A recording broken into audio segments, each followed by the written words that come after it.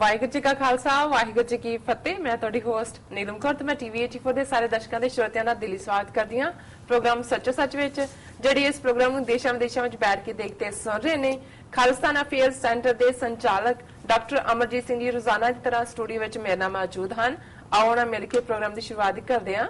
जी doctor साहब वाहिगुरू जी का खालसा वाहिगुरू जी की फतेह। जी डॉक्टर साहब ਤੁਹਾਡਾ ਬਹੁਤ-ਬਹੁਤ ਸਵਾਗਤ ਹੈ ਪ੍ਰੋਗਰਾਮ ਸੱਚੋ ਸੱਚ ਵਿੱਚ। ਸ਼ੁਕਰੀਆ ਜੀ ਡਾਕਟਰ ਸਾਹਿਬ, ਅੱਜ ਡੇਟ ਹੈਗੀ ਹੈ 28 ਸਤੰਬਰ 2016, 14 ਅਸੂ ਨਾਨਕਸ਼ਾਹੀ ਸੰਮਤ 548 ਦਾ ਦਿਨ ਹੈ। ਤੇ ਡਾਕਟਰ ਸਾਹਿਬ, ਪ੍ਰੋਗਰਾਮ ਦੇ ਸ਼ੁਰੂ ਵਿੱਚ ਤੁਸੀਂ ਅੱਜ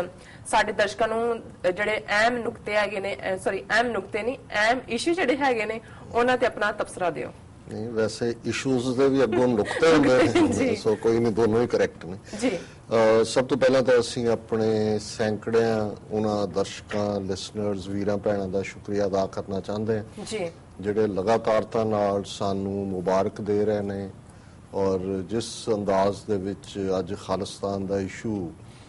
ਜਿਹੜਾ ਮੁੱਖ ਤੌਰ ਦੇ ਉੱਤੇ ਇਲੈਕਟ੍ਰੋਨਿਕ ਪ੍ਰਿੰਟ ਮੀਡੀਆ 'ਚ ਉਭਰਿਆ, ਉਸ ਨੂੰ ਸਮਝਦੇ ਨੇ ਕਿ ਇਹ ਸਾਡੇ ਲਈ ਇੱਕ ਨਵੀਂ ਆਸ ਦੀ ਕਿਰਨ ਹੈ। ਸੋ ਅਸੀਂ ਹਰ ਇੱਕ ਦਾ ਜਿਹੜਾ ਨਾ ਲਿਖਤੀ ਤੌਰ ਤੇ ਸ਼ੁਕਰੀਆ ਅਦਾ ਕਰ ਸਕਦੇ ਹਾਂ, ਸਾਂਝੇ ਤੌਰ ਤੇ ਕਰਦਾ ਨੇ। ਵਰਕ ਵੋਲਿਊਮ ਬਹੁਤ ਜ਼ਿਆਦਾ ਵੱਧ ਗਿਆ ਇਹਨਾਂ ਦਿਨਾਂ 'ਚ ਔਰ ਜਿਹੜੇ ਨਵੇਂ ਹੋਰ ਜਿਹੜੇ ਅਦਾਰੇ ਨੇ ਉਹਨਾਂ ਵੱਲੋਂ ਵੀ ਇੰਟਰਵਿਊਜ਼ ਲਈ ਰਿਕੁਐਸਟ ਆ ਰਹੀ ਹੈ। ਅੱਜ ਹੀ ਲਾਹੌਰ ਤੋਂ ਇੱਕ ਨਵਾਂ ਉੱਥੇ ਟੀਵੀ ਸ਼ੁਰੂ ਹੋਇਆ, ਸ਼ਾਇਦ ਨੀਓ ਟੀਵੀ ਉਹਦਾ ਨਾਂ ਹੈ ਜੀ। ਉਹਨਾਂ ਨਾਲ ਮੈਂ ਗੱਲ ਤਾਂ ਨਹੀਂ ਕਰ ਸਕਿਆ, ਕੱਲ ਦਾ ਉਹਨਾਂ ਨਾਲ ਫਿਕਸ ਕੀਤਾ। ਸੋ ਅਸੀਂ ਸਭ ਦਾ ਸ਼ੁਕਰੀਆ ਅਦਾ ਕਰਦੇ ਜੀ। ਅੱਜ ਕੱਲ ਇੱਕ ਸ਼ਬਦ ਜਾਂ ਇੱਕ ਲਫ਼ਜ਼ ਜਿਹੜਾ ਮੀਡੀਆ ਦੇ ਵਿੱਚ ਔਰ ਉੱਥੇ ਵੀ ਜਿਹੜੇ ਯੂਪੀ, ਬਿਹਾਰ ਔਰ ਦੂਸਰੇ ਵਾਲੇ ਵੀ ਮੀਡੀਆ ਵਾਲੇ ਨੇ, ਉਹਨਾਂ ਲਈ ਕਈ ਵਾਰੀ ਸ ਕਹਿਣਾ ਨਹੀਂ ਆਉਂਦਾ ਤੇ ਉਹ ਸ਼ ਕਹਿੰਦੇ ਨੇ, ਕਈਆਂ ਨੂੰ ਸ਼ ਨਹੀਂ ਕਹਿਣਾ ਆਉਂਦਾ ਤੇ ਉਹ ਸ ਕਹਿੰਦੇ ਨੇ। ਉਹ ਸਾਰਕ ਨੂੰ ਸ਼ਾਰਕ ਕਹਿਣਗੇ ਕਿ ਜੀ ਇੰਡੀਆ ਸ਼ਾਰਕ 'ਚ ਨਹੀਂ ਜਾ ਰਿਹਾ, ਫਿਰ ਕਹਿਣਗੇ ਜੀ ਬੰਗਲਾਦੇਸ਼ ਵੀ ਸ਼ਾਰਕ 'ਚ ਨਹੀਂ ਜਾ ਰਿਹਾ, ਫਿਰ ਹੋਏਗਾ ਜੀ ਭੂਟਾਨ ਵੀ ਸ਼ਾਰਕ 'ਚ ਨਹੀਂ ਜਾ ਰਿਹਾ। ਸੋ ਕੁੱਲ ਮਿਲਾ ਕੇ ਕਈਆਂ ਨੂੰ ਤਾਂ ਇਹ ਲੱਗਦਾ ਹੋਣਾ ਵੀ ਪਤਾ ਨਹੀਂ ਸ਼ਾਰਕ ਨੇ ਮੂੰਹ ਅੱਡਿਆ ਹੈ ਤੇ ਉਹ ਜਿਹੜੇ ਹਾਂ, ਤੇ ਜਿਹੜੇ ਦੂਸਰੇ ਨੇ ਕਈਆਂ ਨੂੰ ਉਹ ਸਾਰਕ ਸੁਣ ਕੇ ਲੱਗਦਾ ਕਿ ਵੀ ਇੱਕ ਸਾਰਕ ਪੰਛੀ ਵੀ ਹੈ, ਉਹ ਲੰਬੀਆਂ ਜਿਹੀਆਂ ਲੱਤਾਂ ਤੇ ਐ ਕਰਕੇ ਕਿ ਪਤਾ ਨਹੀਂ ਕੋਈ ਪੰਛੀ ਦੀ ਗੱਲ ਹੈ। ਸੋ ਅਸੀਂ ਸਭ ਤੋਂ ਪਹਿਲਾਂ ਤਾਂ ਕਿ ਇਸ ਦੀਆਂ ਕੀ ਇੰਪਲੀਕੇਸ਼ਨਸ ਨੇ ਔਰ ਕਿਸ ਤਰੀਕੇ ਨਾਲ ਇੰਡੀਆ ਅੱਜ ਮੋਦੀ ਦੀ ਕਮਾਂਡ ਥੱਲੇ ਸਿਰਫ ਪਾਕਿਸਤਾਨ ਨੂੰ ਨਹੀਂ, ਸਾਰੇ ਸਾਊਥ ਏਸ਼ੀਆ ਨੂੰ ਡੀਸਟੈਬਲਾਈਜ਼ ਕਰਨ ਤੇ ਤੁਲਿਆ ਹੋਇਆ ਔਰ ਕਿਸ ਅੰਦਾਜ਼ ਦੇ ਵਿੱਚ ਇਹ ਜਿਹੜਾ ਇੱਕ ਭਾਵੇਂ ਨਾਮ ਨਿਹਾਦ ਜਿਹੀ ਸੰਸਥਾ ਦੇ ਤੌਰ ਤੇ ਹੀ ਇਸ ਦੀ ਸ਼ੁਰੂਆਤ ਹੋਈ। ਪਰ ਮੈਂ ਅਗਲੇ ਵੇਰ ਵਿੱਚ ਦੱਸਾਂਗਾ ਕਿ ਕੁਝ ਚੀਜ਼ਾਂ ਜਦੋਂ ਤੁਸੀਂ ਦੇਖਦੇ ਹੋ, ਔਰ ਇਹ ਗੱਲ ਅਸੀਂ ਕੋਟ ਕੀਤੀ ਸੀ ਵਰਲਡ ਪੀਸ ਡੇ ਦੇ ਮੌਕੇ ਤੇ, ਜਿਹੜਾ ਦੇਸ਼ਮੰਡ ਟੂਟੂ ਸਾਊਥ ਅਫਰੀਕਾ ਦਾ ਬੜਾ ਵੱਡਾ ਜਿਹੜਾ ਐਕਟਿਵਿਸਟ, ਪੀਸ ਐਕਟਿਵਿਸਟ ਵੀ ਨੋਬਲ ਪ੍ਰਾਈਜ਼ ਵਿਨਰ, ਜਿਹਨੇ ਕਿਹਾ ਸੀ ਕਿ ਜੇ ਤੁਸੀਂ ਸ਼ਾਂਤੀ ਚਾਹੁੰਦੇ ਹੋ ਤਾਂ ਤੁਹਾਨੂੰ ਦੁਸ਼ਮਣ ਨਾਲ ਗੱਲ ਕਰਨ ਦੀ ਲੋੜ ਹੈ, ਦੋਸਤ ਨਾਲ ਨਹੀਂ। ਜੀ ਜੀ। ਸੋ ਜ਼ਾਹਿਰ ਹੈ ਕਿ ਪੀਸ ਦਾ ਤਾਂ ਫਾਰਮੂਲਾ ਹੀ ਪਹਿਲਾਂ ਹੁੰਦਾ ਹੈ, ਜਿਹੜਾ ਤੁਹਾਡਾ ਐਡਮਾਇਰਰ ਹੈ, ਤੁਹਾਡਾ ਦੋਸਤ ਹੈ, ਉਹ ਤਾਂ ਤੁਹਾਡਾ ਦੋਸਤ ਹੈ। ਜੇ ਤੁਸੀਂ ਦੁਸ਼ਮਣ ਨਾਲ ਗੱਲ ਨਹੀਂ ਕਰੋਗੇ, ਪੀਸ ਕਿਵੇਂ ਹੋਏਗੀ? ਪਰ ਇਹਨਾਂ ਨੇ ਜਿਸ ਤਰੀਕੇ ਨਾਲ ਖੁਦ ਹੀ ਇਹ ਸਾਰਾ ਜਾਲ ਬਣਾਇਆ ਤਾਂ ਕਿ ਪਾਕਿਸਤਾਨ ਨੂੰ ਇਹ ਅੰਦਰੋਂ ਡੀਸਟੈਬਲਾਈਜ਼ ਕਰਨ, ਸਾਊਥ ਏਸ਼ੀਆ 'ਚ ਆਈਸੋਲੇਟ ਕਰਨ ਔਰ ਗਲੋਬਲੀ, ਔਰ ਇਹ ਤਾਂ ਇਹਨਾਂ ਦਾ ਹੁਣ ਡਿਕਲੇਅਰਡ, ਉਹਨਾਂ ਨੇ ਜਿਹਨੂੰ ਕਹਿੰਦੇ ਨੇ ਕਿ ਕੋਈ ਢਕੀ ਛੁਪੀ ਬਾਤ ਵਾਲੀ ਗੱਲ ਨਹੀਂ ਰਹੀ ਕਿ ਕਿਵੇਂ ਉਹਨਾਂ ਨੇ ਇੱਕ ਤੋਂ ਬਾਅਦ ਇੱਕ ਪੱਤਾ ਜਿਹੜਾ ਉਹ ਕੱਢਿਆ ਔਰ ਪਾਕਿਸਤਾਨ ਨੂੰ ਜਿਹੜਾ ਬਿਲਕੁਲ ਮਾਰਜਨਲਾਈਜ਼ ਕਰਨ ਦੀ ਉਹਨਾਂ ਦੀ ਕੋਸ਼ਿਸ਼ ਹੈ। ਪਰ ਪਤਾ ਨਹੀਂ ਉਹਨਾਂ ਦੇ ਜਿਹੜੇ ਉੱਥੇ ਬੈਠੇ ਹੋਏ ਲੋਕ ਨੇ, ਨੀਤੀ ਘਾੜੇ ਨੇ ਜਾਂ ਉਹਨਾਂ ਦੇ ਓਪੀਨੀਅਨ ਮੇਕਰ ਨੇ, ਉਹਨਾਂ ਨੂੰ ਇਹ ਸਮਝ ਨਹੀਂ ਹੈ ਕਿ ਵੀ ਆਲਮੋਸਟ 200 ਮਿਲੀਅਨ ਦਾ ਮੁਲਕ ਜਿਨ੍ਹਾਂ ਦੇ ਕੋਲ ਨਿਊਕਲੀਅਰ ਜਿਹੜੇ ਨੇ ਹਥਿਆਰ ਨੇ, ਔਰ ਜੇ ਤੁਸੀਂ ਕੱਲ ਨੂੰ ਉਹਨਾਂ ਨੂੰ ਡੀਸਟੈਬਲਾਈਜ਼ ਵੀ ਕਰਦੇ ਹੋ, ਉਹਨਾਂ ਨੇ ਕਿੱਧਰ ਨੂੰ ਪਰਲੇ ਪਾਸੇ ਰਸ਼ੀਆ ਵੱਲ ਤਾਂ ਜਾਣਾ ਨਹੀਂ ਹੈ। ਤੇ ਤੁਸੀਂ ਆਲਰੇਡੀ ਆਪਣੀ ਹਿਸਟਰੀ ਕੱਢ ਕੇ ਦੇਖ ਲਓ ਪਿਛਲੇ 1000 ਸਾਲ ਦੀ, ਔਰ ਉਸ ਜ਼ਮਾਨੇ ਤੋਂ ਮੁਹੰਮਦ ਬਿਨ ਕਾਸਮ ਤੋਂ ਲੈ ਕੇ ਮੁਹੰਮਦ ਗੌਰੀ, ਅਹਿਮਦ ਸ਼ਾਹ ਅਬਦਾਲੀ, ਮਹਿਮੂਦ ਗਜ਼ਨਵੀ, ਕਿ ਇੱਕ ਪਾਸੇ ਤੁਸੀਂ ਆਪਣੇ ਉਸ 1000 ਸਾਲ ਦੀ ਗੁਲਾਮੀ ਦੀ ਜਿਹੜੀ ਹੈ ਉਹ ਚੱਕੜ, ਉਸ ਚੋਂ ਤੁਸੀਂ ਸਮਝਦੇ ਹੋ ਵੀ ਤੁਸੀਂ ਨਿਕਲਣਾ ਚਾਹੁੰਦੇ ਹੋ, ਪਰ ਬਿਹੇਵ ਕਰੋ ਇੱਕ ਚੰਗੇ ਹਮਸਾਇਆਂ ਦੀ ਤਰ੍ਹਾਂ, ਚੰਗੇ ਗੁਆਂਢੀਆਂ ਦੀ ਤਰ੍ਹਾਂ। ਔਰ ਤੁਸੀਂ ਇੰਨਾ ਵੱਡਾ ਮੁਲਕ ਹੋ, ਜੇ ਤੁਹਾਨੂੰ ਇੰਨਾ ਹੀ ਮਾਣ ਹੈ, ਤੁਹਾਡੀ ਸਭਿਅਤਾ ਬੜੀ ਪੁਰਾਤਨ ਤੇ ਤੁਹਾਡਾ ਗੌਰਵ ਤੇ ਫਲਾਣਾ ਤੇ ਢਿਮਕਾ। ਔਰ ਮੈਂ ਦੇਖ ਰਿਹਾ ਸੀ ਕੁਦਰਤੀ ਕਈ ਵਾਰ ਕੁਝ ਚੀਜ਼ਾਂ ਮਿਸਕੋਟ ਹੁੰਦੀਆਂ ਨੇ। ਬੇਸ਼ੱਕ ਸ਼ਹੀਦ ਭਗਤ ਸਿੰਘ ਦੇ ਜਨਮ ਦਿਨ ਦੀ ਚਰਚਾ ਚਾਰ ਚਫੇਰੇ ਹੈ ਔਰ ਇੱਕ ਨੇ ਬੜਾ ਉਹਦੇ ਤੇ ਕਾਰਟੂਨ ਵੀ ਬਣਾਇਆ ਹੋਇਆ, ਉੱਥੇ ਮੋਦੀ ਵੀ ਆਇਆ, ਬਾਦਲ ਵੀ, ਉਹਦੀ ਸਾਰੀ ਕੈਬਨਿਟ, ਦੂਜੇ ਸਾਰੇ ਪਾਸੇ, ਤੇ ਉਹਨੇ ਕਾਰਟੂਨ 'ਚ ਲਿਖਿਆ ਥੱਲੇ ਭਗਤ ਸਿੰਘ ਵੱਲ ਕਰਕੇ, ਉਹਨੇ ਕਿਹਾ ਜੀ ਭਗਤ ਸਿੰਘ ਅਸੀਂ ਤੇਰੇ ਪੂਰਨਿਆਂ ਤੇ ਨਹੀਂ ਚੱਲਾਂਗੇ, ਅਸੀਂ ਪੱਗ ਤੇਰੇ ਵਰਗੀ ਬੰਨਾਂਗੇ। ਹੁਣ ਬਹੁਤ ਸਾਰੇ ਜਿਹੜੇ ਨੇ, ਮਨਪ੍ਰੀਤ ਬਾਦਲ ਵੀ ਉਦਾਂ ਦੀ, ਜਾਂ ਹੁਣ ਭਗਵੰਤ ਮਾਨ ਵੀ ਉਹ ਬਣਿਆ ਹੋਇਆ, ਤੇ ਉੱਥੇ ਅੱਜ ਕੱਲ੍ਹ ਇੱਕ ਫੈਸ਼ਨ ਬਣਿਆ। ਸੋ ਉਹ ਗੱਲ ਉਹਨੇ ਬੜੀ ਸੋਹਣੀ, ਉਹਨੇ ਕਿਹਾ ਭਗਤ ਸਿੰਘ ਅਸੀਂ ਤੇਰੇ ਪੂਰਨਿਆਂ ਤੇ ਨਹੀਂ ਚੱਲਾਂਗੇ, ਪੱਗ ਅਸੀਂ ਤੇਰੇ ਵਰਗੀ ਬੰਨਾਂਗੇ। ਹੁਣ ਇੱਕ ਪਾਸੇ ਤਾਂ ਉਹ ਥਾਟ ਹੈ, ਔਰ ਮੈਂ ਭਗਤ ਸਿੰਘ ਦੇ ਜਿੱਥੇ ਇਹ ਸਾਰੀ ਸੈਲੀਬ੍ਰੇਸ਼ਨ ਦੇ ਉੱਤੇ ਕਿਸ ਕਿਸਮ ਦੇ ਦੱਬੀ ਕਿਸਮ ਦੇ ਲੋਕ ਆ ਕੇ ਟ੍ਰਿਬਿਊਟਸ ਦਿੰਦੇ ਨੇ, ਔਰ ਉਹਦੇ 'ਚ ਹਾਲਾਂ ਜਦੋਂ ਗਾਂਧੀ ਤੇ ਸੁਭਾਸ਼ ਚੰਦਰ ਬੋਸ ਦਾ ਟਾਕਰਾ ਹੁੰਦਾ ਹੈ, ਸਾਡੇ ਵੀ ਕਈ ਵੀਰ ਜਿਹੜੇ ਨੇ ਜਾਂ ਭੈਣਾਂ ਸੁਭਾਸ਼ ਚੰਦਰ ਬੋਸ ਨੂੰ ਐਡਮਾਇਰ ਕਰਦੇ ਨੇ। ਅਸੀਂ ਆਜ਼ਾਦ ਹਿੰਦ ਫੌਜ ਦਾ ਵੀ ਜ਼ਿਕਰ ਕਰਦੇ ਹਾਂ। ਕਈ ਇਹ ਕਹਿਣਗੇ ਜੀ ਜੇ ਸੁਭਾਸ਼ ਚੰਦਰ ਬੋਸ ਆ ਜਾਂਦਾ ਤਾਂ ਪਤਾ ਨਹੀਂ ਕੀ ਹੋਣਾ ਸੀ ਜੀ। ਭਗਤ ਸਿੰਘ ਦਾ ਇੱਕ ਆਰਟੀਕਲ ਜਿਹੜਾ ਟ੍ਰਿਬਿਊਨ ਨੇ ਛਾਪਿਆ, ਉਹਦੇ 'ਚ ਉਹਨੇ ਕੰਪੇਅਰ ਕੀਤਾ, ਹਾਲਾਂ ਉਹਦੇ 'ਚ ਉਹਨੇ ਨਹਿਰੂ ਨੂੰ ਮੋਰ ਰੀਅਲਿਸਟਿਕ ਲੌਜਿਕ ਦੱਸਿਆ, ਤੇ ਉਦੋਂ ਜਿਹੜੇ ਸੁਭਾਸ਼ ਚੰਦਰ ਬੋਸ ਹੈ ਉਹ ਆਲਮੋਸਟ ਕਾਂਗਰਸ ਪ੍ਰੈਜ਼ੀਡੈਂਟ ਦੇ ਨੇੜੇ ਤੇੜੇ ਸੀ, ਔਰ ਪੂਰਾ ਉਸ ਵੇਲੇ ਟੌਪ ਇਹ ਦੋਨੋਂ ਹੀ ਜਿਹੜੇ ਨੇ ਨਹਿਰੂ ਔਰ ਸੁਭਾਸ਼, ਇਹ ਕਾਂਗਰਸ ਦੀ ਲੀਡਰਸ਼ਿਪ ਸੀ। ਔਰ ਉਹਨੇ ਇਹ ਕਿਹਾ ਭਗਤ ਸਿੰਘ ਨੇ ਕਿ ਸੁਭਾਸ਼ ਬੋਸ ਦੇ ਅੰਦਰ ਹਿੰਦੂਤਵਾ ਜਿਹੜੀ ਸੋ ਕਾਲਡ, ਉਹਨੇ ਕਿਹਾ ਵੀ ਇਮੈਜੀਨੇਸ਼ਨ, ਪ੍ਰਾਚੀਨ ਗੌਰਵ ਦੀ ਗੱਲ ਹੈ ਕਿ ਜੀ ਅਸੀਂ ਜਿਹੜਾ ਉਹ ਵੇਦਾਂ ਵੱਲ ਮੁੜੀਏ, ਆਪਣੀ ਸੰਸਕ੍ਰਿਤੀ ਵੱਲ ਮੁੜੀਏ, ਔਰ ਦਿਸ ਦੈਟ। ਔਰ ਉਹਨਾਂ ਨੇ ਕਿਹਾ ਵੀ ਉਹਦੇ 'ਚ ਰੀਅਲਿਜ਼ਮ ਨਹੀਂ ਹੈ, ਇਮੋਸ਼ਨਲਿਜ਼ਮ ਹੈ, ਔਰ ਉਹ ਬੰਗਾਲੀ ਇਮੋਸ਼ਨਲਿਜ਼ਮ ਨੂੰ ਜਿਹੜਾ ਉਸ ਪ੍ਰਾਚੀਨ ਪ੍ਰਾਈਡ ਦੇ ਨਾਲ ਜੋੜ ਕੇ ਗੱਲ ਕਰਦਾ। ਔਰ ਹਾਲਾਂ ਬਹੁਤ ਵਾਰ ਇਹ ਸਾਨੂੰ ਲੱਗਦਾ ਜਦੋਂ ਹੁਣ ਆਜ਼ਾਦ ਹਿੰਦ ਫੌਜ ਦੇ ਇਹਨਾਂ ਸੌਂਗਸ ਦੀ ਗੱਲ ਹੁੰਦੀ ਹੈ, ਇੱਕ ਤਾਂ ਦਿੱਲੀ ਚਲੋ ਔਰ ਦੂਸਰਾ ਵੰਦੇ ਮਾਤਰਮ। ਔਰ ਜਦੋਂ ਇਹ ਭਗਤ ਸਿੰਘ ਦਾ ਆਰਟੀਕਲ ਮੈਂ ਦੇਖਿਆ, ਮੈਨੂੰ ਖਿਆਲ ਆਇਆ, ਮੈਂ ਕਿਹਾ ਜੀ ਜਿਹਨੂੰ ਹਾਲਾਂਕਿ ਆਜ਼ਾਦ ਹਿੰਦ ਫੌਜ ਮੁਸਲਮਾਨ ਵੀ ਸੀ, ਸਿੱਖ ਵੱਡੇ ਸਭ ਤੋਂ ਜ਼ਿਆਦਾ ਸੀ, ਵੀ ਇਹ ਹੁਣ ਬੇਸ਼ੱਕ ਕਹਿਣ ਨੂੰ ਜੋ ਮਰਜ਼ੀ ਕਹੀਏ, ਔਰ ਇਹਨੇ ਜਿਵੇਂ ਬੀਜੇਪੀ ਨੇ ਤਾਂ ਵੰਦੇ ਮਾਤਰਮ ਨੂੰ ਆਪਣਾ ਆਧਾਰ ਬਣਾਇਆ, ਉਹ ਤਾਂ ਨੈਸ਼ਨਲ ਸੌਂਗ ਦੀ ਤਰ੍ਹਾਂ ਟ੍ਰੀਟ ਕਰਦੇ ਨੇ। ਹਾਲਾਂ ਡਿਬੇਟ ਜਦੋਂ ਕਾਂਸਟੀਟਿਊਐਂਟ ਅਸੈਂਬਲੀ ਜਾਂ ਬਾਅਦ ਦੇ ਵਿੱਚ ਕਿ ਨੈਸ਼ਨਲ ਐਂਥਮ ਕੀ ਹੋਏ, ਜਨ ਗਣ ਮਨ ਔਰ ਵੰਦੇ ਮਾਤਰਮ ਦੇ ਵਿਚਾਲੇ ਵੀ ਕੰਪੀਟੀਸ਼ਨ ਹੋਇਆ, ਔਰ ਵੰਦੇ ਮਾਤਰਮ ਨੂੰ ਜਿਹੜਾ ਨੈਸ਼ਨਲ ਐਂਥਮ ਨਹੀਂ ਮੰਨਿਆ ਗਿਆ ਜੀ। ਪਰ ਸੁਭਾਸ਼ ਬੋਸ ਨੇ ਵੰਦੇ ਮਾਤਰਮ, ਹੇ ਭਾਰਤ ਮਾਂ ਮੈਂ ਤੇਰੀ ਵੰਦਨਾ ਕਰਦਾ ਹਾਂ, ਆਲਰੇਡੀ ਜਿਓਗ੍ਰਾਫੀਕਲ ਐਂਟੀਟੀ ਮੰਨ ਕੇ ਭਾਰਤ ਨੂੰ ਕਿ ਜਿਵੇਂ ਉਹ ਦੇਵੀ ਹੈ, ਜਦੋਂ ਤੁਸੀਂ ਮਾਂ ਕਹਿੰਦੇ ਹੋ ਫਿਰ ਤੁਸੀਂ ਉਹਦੀ ਇੱਕ ਸੈਂਕਟਿਟੀ ਬਣਾ ਦਿੰਦੇ ਹੋ, ਫਿਰ ਉਹਨੂੰ ਤੁਸੀਂ ਅਟੂਟ ਅੰਗ ਕਹਿੰਦੇ ਹੋ, ਅਭਿੰਨ ਅੰਗ, ਕਿਉਂਕਿ ਮਾਂ ਹੈ, ਮਾਂ ਦਾ ਅੰਗ ਥੋੜੀ ਤੋੜਿਆ ਜਾਣਾ। ਸੋ ਇਹ ਕਿਵੇਂ ਸਪਿਰਿਚੁਅਲਿਟੀ ਦੇ ਨਾਂ ਥੱਲੇ ਜਿਓਗ੍ਰਾਫੀਕਲ ਐਂਟੀਟੀ ਨੂੰ ਐਸਟੈਬਲਿਸ਼ ਕਰਨਾ, ਫਿਰ ਉਹਦਾ ਆਧਾਰ ਬਣਾ ਕੇ ਜਿਹੜਾ ਆਜ਼ਾਦੀ ਦੀ ਗੱਲ ਕਰੇ ਇਹ ਸਮਝੋ ਕਿ ਵੀ ਇਹ ਭਾਰਤ ਮਾਂ ਜਿਹੜੀ ਹੈ ਇਹਦੇ ਹੁਣ ਖੂਨ ਨੂੰ ਵੀ ਉਹ ਫਿਰ ਜਿਹੜਾ ਉਹ ਭਾਰਤ ਮਾਂ ਦਾ ਦੁਰਗਾ ਮਾਂ ਰੂਪ ਆ ਜਾਂਦਾ ਕਿ ਉਹਦੇ ਹੱਥ 'ਚ ਖੂਨ ਦਾ ਖੱਪਰ ਫੜਿਆ ਹੁੰਦਾ, ਉਹ ਫਿਰ ਰਾਖਸ਼ਾਂ ਨੂੰ ਮਾਰਨਾ, ਜਿਹੜੇ ਵੀ ਮੁਨਕਰ ਨੇ, ਜਿਹੜੇ ਵੀ ਨਾ ਕਰਦੇ ਨੇ, ਉਹ ਜਿਹੜਾ ਉਹਨਾਂ ਦਾ ਮੁੱਖ ਤੌਰ ਦੇ ਉੱਤੇ ਉਸ ਦੇਵੀ ਦਾ ਕੰਮ ਹੈ। ਸੋ ਕੁੱਲ ਬਣਾ ਕੇ ਜਦੋਂ ਤੁਸੀਂ ਇਸ ਸਾਰੇ ਨੂੰ ਦੇਖਦੇ ਹੋ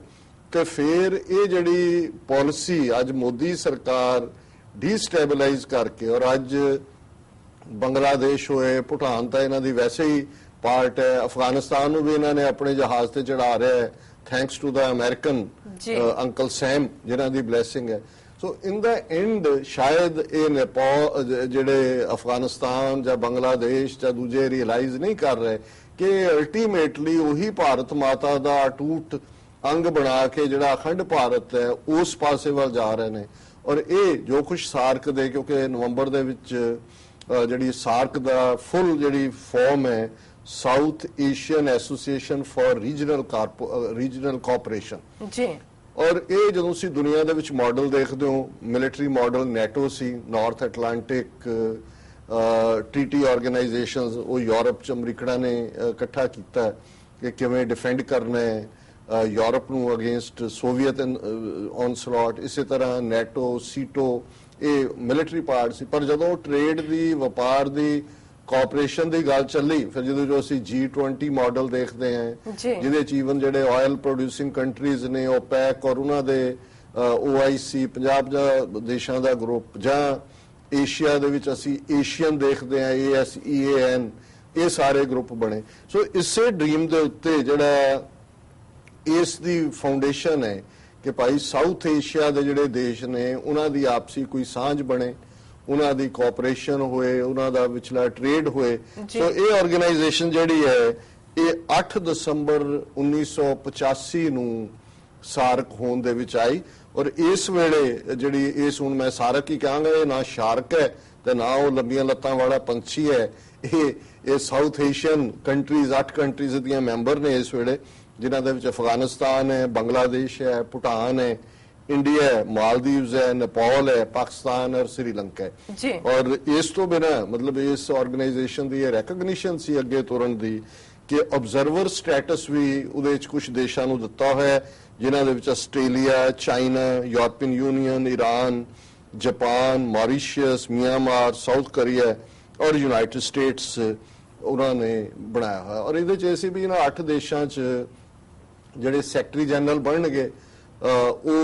रोटेशन वाइज बन गए, हर मुल्क का एक एक हैडकुआटर जोड़ा है वो काठमंडू दे विच रखा गया नेपाल दे विच। और इस वेले अर्जुन बहादुर थापा जोड़ा है इहदा सैकटरी जनरल है। और जदों तुसीं इस नूं वेरवे नूं देखदे हो कि बई ईवन इन्हां 8 देशां दी जिहड़ी टोटल GPE है वपारक आधार नाल GDP वो US $9.9 trillion Iran, Japan, Mauritius, Myanmar, South Korea और यूनाइटेड स्टेट्स उन्होंने बनाया है। और ये ऐसे भी इन्होंने 8 देशों जोड़े सैकटरी जनरल बन गए वो रोटेशन वाइज बन गए, हर मुल्क का एक एक। और हैडकुआटर जोड़ा है वो काठमंडू दे विच रखा गया नेपाल दे विच। और इस वेले अर्जुन बहादुर थापा जिहड़ा है इहदा सैकटरी जनरल है। और जदों तुसीं इस नूं वेरवे नूं देखदे हो कि बई ईवन इन्हां 8 देशां दी जिहड़ी टोटल GPE है वपारक आधार नाल GDP वो US $9.9 ट्रिलियन इन्हां दी जिहड़ी है वो GDP है। और इस दे नाल असीं देखदे हां भी 8 ही मुल्क जिहड़े ने इन्हां दीयां अपणीआं करंसीज ने, अफगानी, टाका, नगोल्ट्रन, रूपी, रुईफिया, रूपी इन्हां तिन्नां ही मुल्कां दे ने। और इन्हां दे अपने अड-अड जिहड़ी है टाका दे विच 1985 दे विच फाउंड हुई।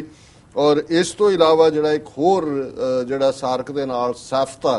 South Asian free trade association ये 2006 दे विच होंद दे विच आई। और इस सारे नूं ईवन इस सार्क नूं as a body United Nations दे विच भी डिप्लोमैटिक जिहड़ा ऑब्जर्वर दा स्टेटस हासिल है। और जिन्हां ने हुण तक ये सारे दे विच पोटेंशियली जिहड़े फ्यूचर च भी मैंबर बनना चाहुंदे ने अपना उन्होंने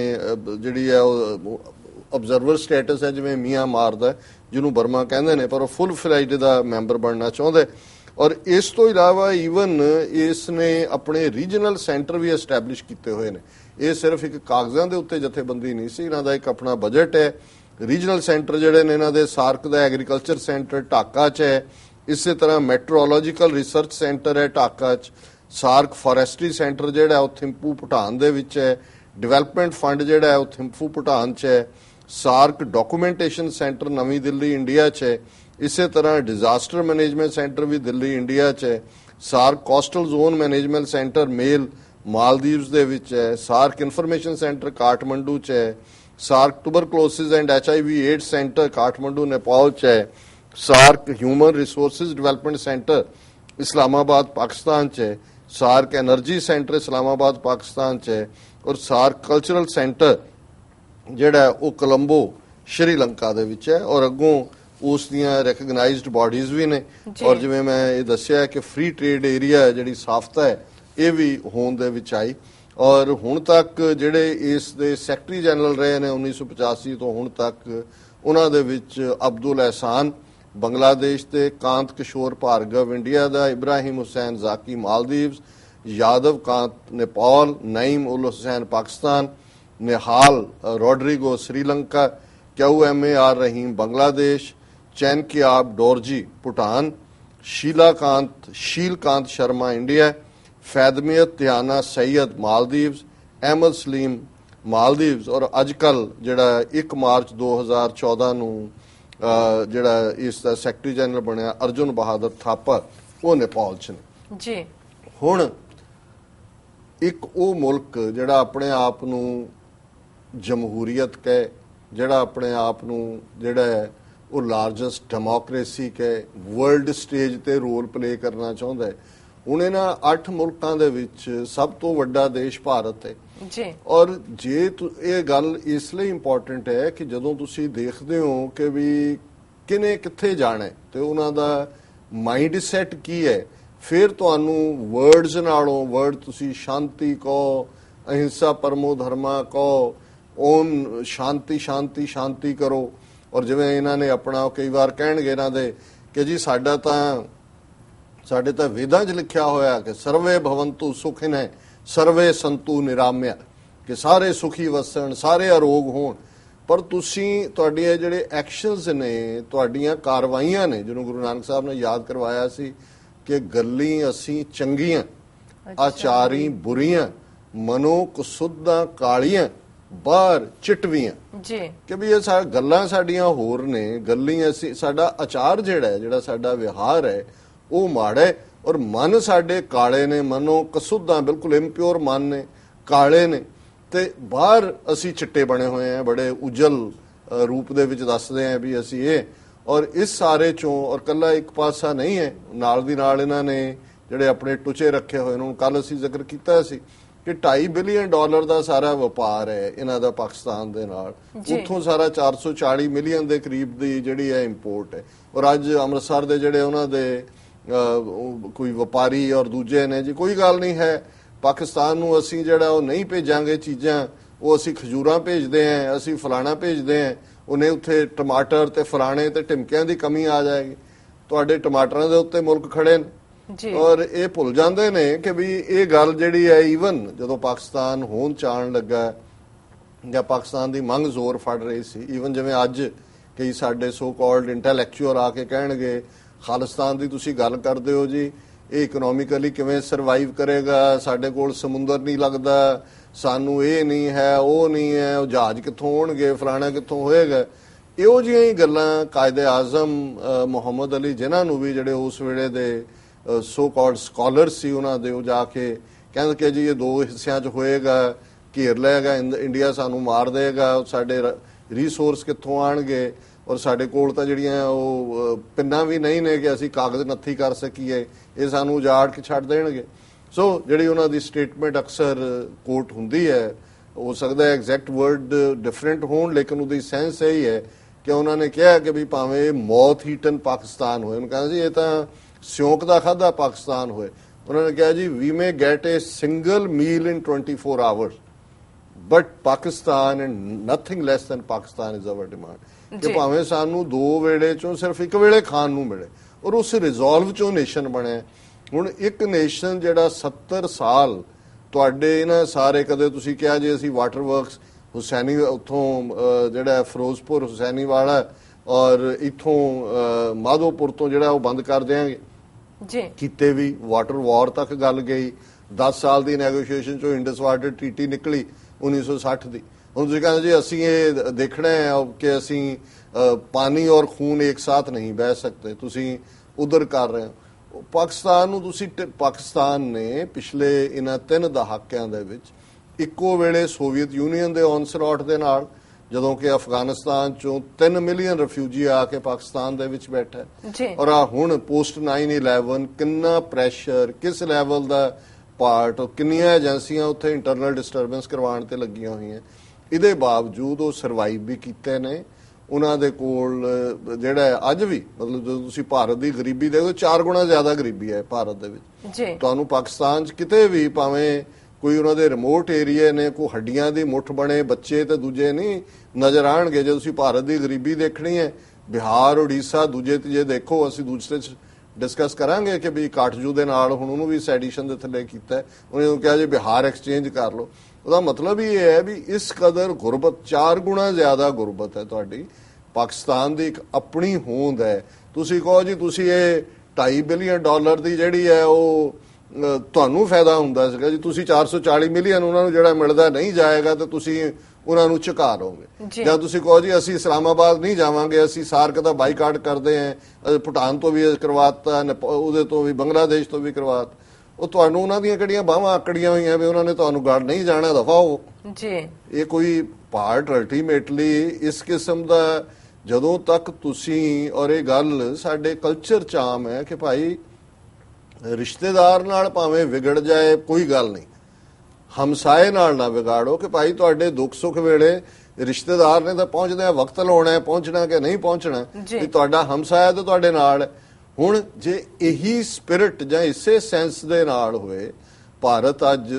ਇੱਕ ਐਸਟੈਬਲਿਸ਼ਡ ਮੁਲਕ ਹੋਣ ਦੇ ਨਾਤੇ, ਨਿਊਕਲੀਅਰ ਪਾਵਰ ਹੋਣ ਦੇ ਨਾਤੇ, ਔਰ ਇਕਨੋਮੀ ਜਿਹੜੀ ਹੈ ਕਿ ਜੀ ਸਾਡੀ ਬਹੁਤ ਵੱਡੀ ਹੈ, ਔਰ ਸਾਡਾ ਅਸੀਂ ਜਿਹੜਾ ਤੁਸੀਂ ਮੋਦੀ ਨੇ ਕਿਹਾ ਜੀ ਤੁਸੀਂ ਦਹਿਸ਼ਤਗਰਦੀ ਜਿਹੜੀ ਐਕਸਪੋਰਟ ਕਰ ਰਹੇ ਹੋ, ਅਸੀਂ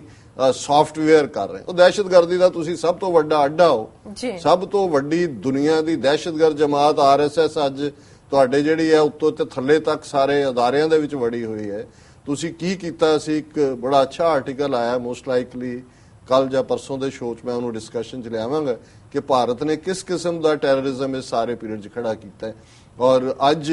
ਤੁਸੀਂ ਜਿਹੜਾ ਆਪ ਜੋ ਕੁਝ ਤੁਸੀਂ ਕਰਤੂਤਾਂ ਕਰ ਰਹੇ ਹੋ ਉਹ ਦੂਸਰਿਆਂ ਨੂੰ ਬਲੇਮ ਕਰਕੇ ਜਿਹੜਾ ਉਸ ਜਿਹੜਾ ਇੱਕ ਮਾੜਾ ਮੋਟਾ ਇੱਕ ਅੰਡਰਸਟੈਂਡਿੰਗ ਵਾਲਾ ਲੈਵਲ, ਚਲੋ ਸਾਰਕ ਦੇ ਨਾਲ ਜਿਹੜੇ ਦੇਸ਼ ਸੀ, ਡਿਪਲੋਮੈਟਿਕ ਵੀਜ਼ੇ ਨੇ ਇਹਨਾਂ ਦੇ ਕੋਲ ਆਂਦੇ ਜਾਂਦੇ ਸੀ, ਕੋਈ ਨਾ ਕੋਈ ਗੱਲਬਾਤ ਤੁਰਦੀ, ਔਰ ਬੰਦਾ ਆਸ ਕਰਦਾ ਹੈ ਕਿ ਭਾਈ ਚਲੋ ਕਿਸੇ ਸਟੇਜ ਤੇ ਜਿਹੜੇ ਮੇਨ ਇਸ਼ੂ ਨੇ ਉਹਨਾਂ ਨੂੰ ਰਿਜ਼ੋਲਵ ਕੀਤਾ ਜਾ ਸਕਦਾ ਹੈ। ਸੋ ਇਹ ਇਹਨਾਂ ਨੇ ਜਿਹੜਾ ਆਪਣਾ, ਔਰ ਇਹ ਸਮਝਦੇ ਸੀ ਅਸੀਂ ਕਰ ਰਹੇ ਹਾਂ। ਚਾਈਨਾ ਨੇ ਵੀ ਸਟੇਟਮੈਂਟ, ਭਾਵੇਂ ਉਹਨਾਂ ਨੇ ਪਾਕਿਸਤਾਨ ਦੇ